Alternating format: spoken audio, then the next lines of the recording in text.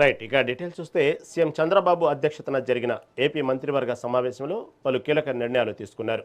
సుమారు 30కి పైగా అజెండా అంశాలకు కేబినెట్ ఆమోదం తెలిపింది. గ్రామాల్లో తాగునీటి పథకాల కోసం 9,355 కోట్ల రూపాయలు, నీటి ఎద్దడి ప్రాంతాలకు 1,811 కోట్ల రూపాయలు కేటాయించింది. విశాఖలో ఎన్ఐఏ కోర్టు అమరావతి రైతులకు సాగు రుణమాఫీ, కౌలు పెంపు ప్రతిపాదనలకు గ్రీన్ సిగ్నల్ ఇచ్చింది. సోషల్ మీడియాలో అభ్యంతరకర వ్యాఖ్యలపై డీజీపీ పవర్ పాయింట్ ప్రజెంటేషన్ ఇచ్చారు. ఇలాంటి వాటిని ఏమాత్రం ఉపేక్షించవద్దని, ప్రత్యేక టాస్క్ ఫోర్స్ ఏర్పాటు చేయాలని సీఎం పోలీసు శాఖను ఆదేశించారు.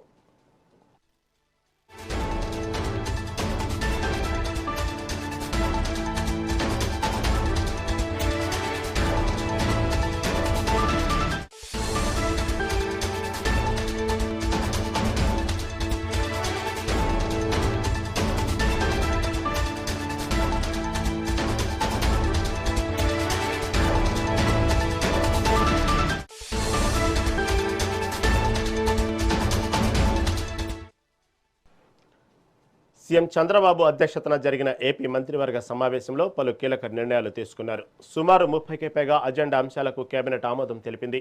గ్రామాల్లో తాగునీటి పథకాల కోసం 9,355 కోట్ల రూపాయలు, నీటి ఎద్దడి ప్రాంతాలకు 1,811 కోట్ల రూపాయలు కేటాయించింది. విశాఖలో ఎన్ఐఏ కోర్టు అమరావతి రైతులకు సాగు రుణమాఫీ, కౌలు పెంపు ప్రతిపాదనలకు గ్రీన్ సిగ్నల్ ఇచ్చింది.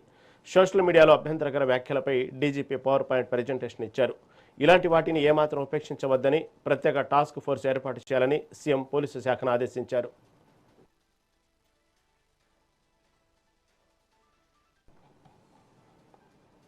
సీఎం చంద్రబాబు అధ్యక్షతన జరిగిన ఏపీ మంత్రివర్గ సమావేశంలో పలు కీలక నిర్ణయాలు తీసుకున్నారు. దీని గురించి మరింత సమాచారం మా ఏపీ ఇన్పుట్ నరేంద్ర లైవ్ ద్వారా అందిస్తారు.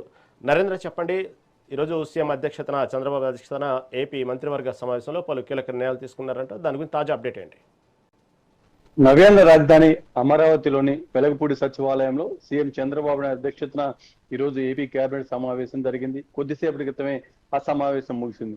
ఆ సమావేశంలో పలు కీలక అంశాల మీద చర్చించి కేబినెట్ ఆమోద ముద్ర వేసినటువంటి పరిస్థితి ఉంది. ముఖ్యంగా ఈ రోజు కేబినెట్ సమావేశంలో ప్రధానంగా రాజధాని ఎజెండాగానే ఈ కేబినెట్ లో ప్రధానంగా చర్చ జరిగిందని చెప్పుకోవచ్చు. రాజధానికి సంబంధించి ఇక్కడ పలు కీలక నిర్ణయాలు కూడా తీసుకున్నట్టు తెలుస్తుంది. దానికంటే ముఖ్యంగా ఏదైతే ఆంధ్రప్రదేశ్ లో ప్రస్తుతం సోషల్ మీడియాకి సంబంధించి కొంతమంది విచ్చలవిడిగా వ్యవహరిస్తున్నటువంటి విధానం, సోషల్ మీడియా ద్వారా ప్రభుత్వానికి సంబంధించినటువంటి కార్యక్రమాలను కానీ, ప్రభుత్వం చేస్తున్నటువంటి పనులకు సంబంధించి కానీ, ప్రజల్లోకి తప్పుడుగా పద్ధతిలో తీసుకెళ్తున్నటువంటి విధానం కానీ, దాంతో పాటు ప్రభుత్వంలో కీలకంగా ఉన్నటువంటి వ్యక్తుల మీద బురద జల్లే విధంగా వ్యవహరిస్తున్నటువంటి విధానం, వీటన్నిటి మీద రాష్ట్ర ప్రభుత్వం చాలా సీరియస్ గా ఉంది. ఈ రోజు కేబినెట్ సమావేశానికి డీజీపీ హాజరయ్యి దానికి సంబంధించి సోషల్ మీడియాలో ఎలాంటి పరిస్థితి ఉంది ఏంటి అనేది కూడా పవర్ పాయింట్ ప్రెజెంటేషన్ ద్వారా వివరించడం జరిగింది. ఒక పక్క మంత్రులు, ముఖ్యమంత్రి కూడా ఈ సోషల్ మీడియా వేదికగా ప్రభుత్వం మీద బురద జల్లే విధంగా కొంతమంది వ్యవహరిస్తున్నటువంటి తీరు కానీ, అదేవిధంగా మతాల మధ్య చిచ్చు పెట్టేట్టు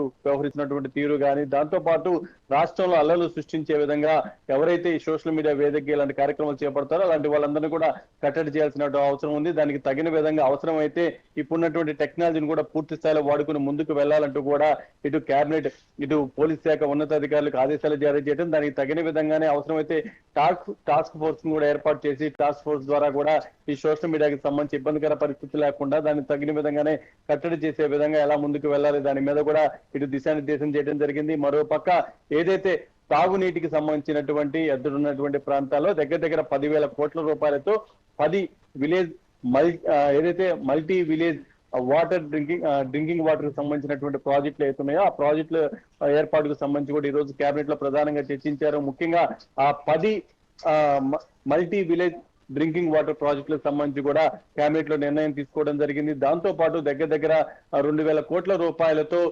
2,900కు పైగా తాగునీటి పథకాలకు సంబంధించి కూడా వాటిని ప్రారంభించే విధంగా, వాటికి సంబంధించినటువంటి పనులు త్వరితగతిన పూర్తి చేసే విధంగా కూడా ప్రభుత్వం ఆలోచన చేస్తుంది. దానికి సంబంధించి కూడా ఈ రోజు కేబినెట్ లో చర్చించి నిర్ణయం తీసుకోవడం జరిగింది. దాంతో పాటు నవ్యాంధ్ర రాజధాని అమరావతికి సంబంధించి ఒక పక్క ఈ మధ్యకాలంలో జరిగినటువంటి సంఘటనల మీద కూడా ప్రధానంగా కేబినెట్ లో చర్చించారు. ఏదైతే వైఎస్ఆర్ కాంగ్రెస్ పార్టీ నాయకులు రాజధానిలోకి వెళ్లబోయేటువంటి సమయంలో ఎదురైనటువంటి పరిస్థితులు, ముఖ్యంగా రాజధానికి సంబంధించి వైఎస్ఆర్ కాంగ్రెస్ పార్టీ అధినేత జగన్మోహన్ రెడ్డి చేస్తున్నటువంటి వ్యాఖ్యల మీద కూడా పెద్ద ఎత్తున రాష్ట్ర వ్యాప్తంగా చర్చ జరుగుతూ ఉంది. ముఖ్యంగా రాజధానికి మొదటి విడత భూములు ఇచ్చినటువంటి రైతులు కానీ, అదేవిధంగా ఇప్పుడు భూములు ఇచ్చినటువంటి రైతులకు సంబంధించి కానీ పూర్తి స్థాయిలో భరోసా కల్పించే విధంగా, వాళ్ళకి అన్ని విధాల లబ్ధి చేకూర్చే విధంగా కూడా రాష్ట్ర ప్రభుత్వం ఒక పక్క కౌలు పెంపుకు సంబంధించి కూడా కేబినెట్ లో చర్చించి దానికి సంబంధించి కూడా నిర్ణయం తీసుకున్నట్టు తెలుస్తుంది. మొత్తంగా నవ్యాంధ్ర రాజధాని అమరావతి అభివృద్ధి, అదేవిధంగా రాష్ట్రంలో అభివృద్ధి సంక్షేమ పథకాలకు సంబంధించి ఇప్పుడు కూటమి ప్రభుత్వం ఏ విధంగా ముందుకు వెళ్తుంది అనే దాన్ని కూడా పెద్ద ఎత్తున ప్రజల్లోకి తీసుకువెళ్లాలంటూ కూడా మంత్రులకు చంద్రబాబు నాయుడు దిశానిర్దేశం చేశారు. దాంతో పాటు పలు పరిశ్రమలకు సంబంధించినటువంటి భూ కేటాయింపులు ఏదైతే SIPB ఇచ్చినటువంటి కొన్ని పరిశీలించిన తర్వాత దానికి సంబంధించి కూడా SIPB ఆమోదం తెలిపిన తర్వాత వాటిపై ఈ రోజు కేబినెట్ లో కూడా చర్చించి ఆమోద ముద్ర వేసినట్టు తెలుస్తుంది. అదేవిధంగా రాష్ట్ర వ్యాప్తంగా ప్రస్తుతం ఉన్నటువంటి పరిస్థితుల్లో పెద్ద ఎత్తున అభివృద్ధి సంక్షేమ పథకాలని ఇక్కడ కూటమి ప్రభుత్వం అమలు చేస్తూ అందిస్తూ ఉంది. వాటికి సంబంధించి కూడా ప్రజల్లో ఏ విధమైనటువంటి సంతృప్తి ఉందో మనంతా కూడా చూస్తూ ఉన్నాం. ఇంకా పెద్ద ఎత్తున ప్రజలకు తెలియజేసే విధంగా కూడా ఏదైతే ప్రభుత్వంలోని ముఖ్యమైన ఉన్నతాధికారుల దగ్గర నుంచి అదేవిధంగా మంత్రులు, ఎమ్మెల్యేలు వీళ్ళంతా కూడా ఎప్పటికప్పుడు ప్రజలతో మమేకమై ప్రజలకు వాస్తవ పరిస్థితులను వివరించి ప్రభుత్వం చేస్తున్నటువంటి అభివృద్ధి సంక్షేమ కార్యక్రమాల గురించి కూడా పెద్ద ఎత్తున ప్రచారం చేయాలంటూ కూడా రాష్ట్ర ప్రభుత్వానికి సంబంధించి ఇప్పటికీ అనేక రకాలుగా కార్యక్రమాలు చేపడుతూ ఉన్నారు. ఒక పక్క ఇప్పుడు కూడా ఈ రోజు కేబినెట్ లో కూడా చంద్రబాబు నాయుడు దాని మీద దిశానిర్దేశం చేయడం జరిగింది. మొత్తంగా ఏదైతే ఈ రోజు కేబినెట్ సమావేశంలో పలు కీలక అంశాలకు సంబంధించి చర్చించి వాటికి కేబినెట్ ఆమోద ముద్ర వేయడం జరిగింది. Right Narayana, right, thank you for update.